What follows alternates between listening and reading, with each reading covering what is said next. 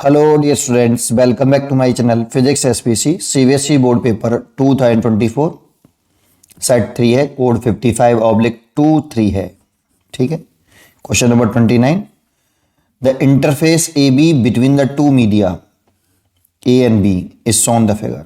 ये देखो, इंटरफेस को भी ए बी नाम दे रखा है और मीडिया का नाम भी ए बी रख रखा है। ठीक है, चलो। In the denser medium A denser medium है, ऑप्टिकली डेंसर मीडियम है आपका। ये ऐसा बोल रहा है तो लिख दो संग के संग। The incident ray P Q makes an angle 30 degree with horizontal. तो हॉरिजेंटल से दे रखा है, लेकिन हम जो एंगल जानते हैं वो नॉर्मल से जानते हैं बेटा।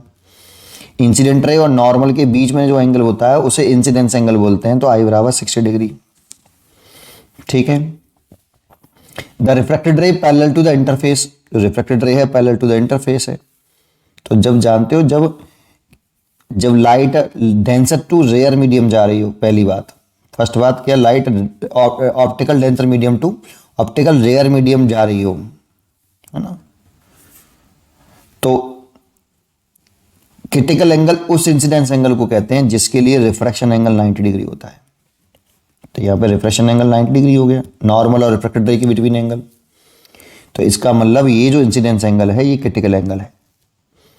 क्रिटिकल एंगल उस इंसिडेंस एंगल को कहते हैं जिसके लिए रिफ्रैक्शन एंगल 90 डिग्री हो और light denser to rare medium जा रही हो।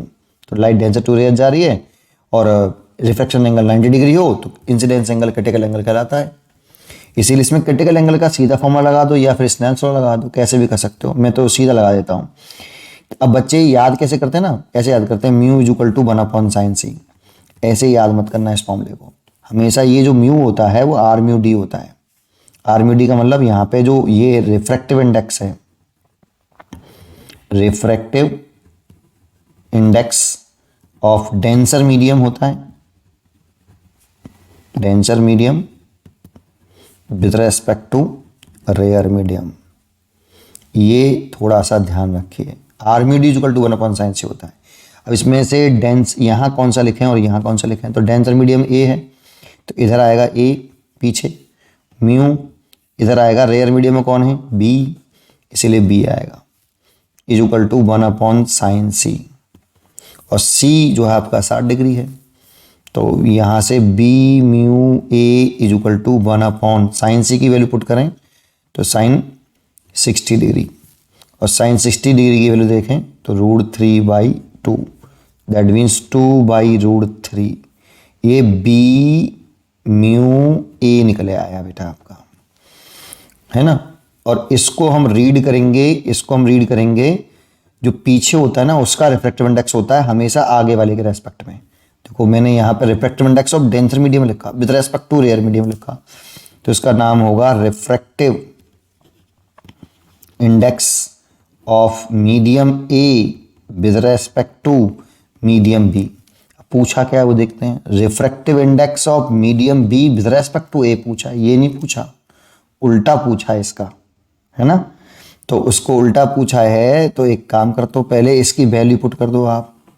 इसका वैल्यू कितनी होती है, mu a upon mu B, ऐसे, ये बी म्यू है, या प्रिंसिपल ऑफ रिवर्सिटी लगा देते सीधे सीधे, है ना, क्योंकि प्रिंसिपल ऑफ रिवर्सिटी कहती है कि अगर हमें बी ए म्यू बी निकालना है, ए म्यू बी, तो इससे लिख सकते हैं 1/बी म्यू ए, उल्टा करके। ये प्रिंसिपल ऑफ रिवर्सिटी कहती है ना।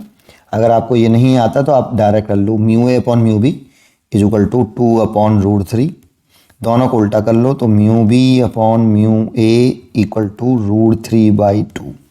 अब इसे लिख दो ए म्यू बी बराबर √3/2, और इसका नाम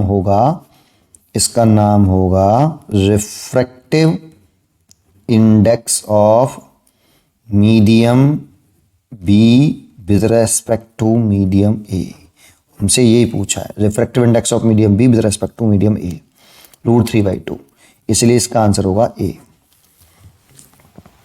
आप चाहो तो इसमें स्नेल्स लॉ लगा सकते हैं, इस जगह पे स्नेल्स लॉ लगा लो, लेकिन निकालना हमें ए म्यू बी है, बी म्यू ए नहीं निकालना, बस इतना ध्यान रखना। ठीक है, इस जगह पे स्नेल्स लॉ लगा सकते हो आप, आपको अच्छा लगेगा। लेकिन क्रिटिकल एंगल के कंसेप्ट से मैंने कर दिया। इस फॉर्मूले को मेरे को बताना था एक बार कि इस फॉर्मूले को मोस्टली बच्चा जो याद करता है वो याद करता है म्यू बराबर 1/sin c, बस वो मत याद करे, ठीक है, उसको सही तरीके से याद करें। पढ़ते रहिए और खुश रहिए।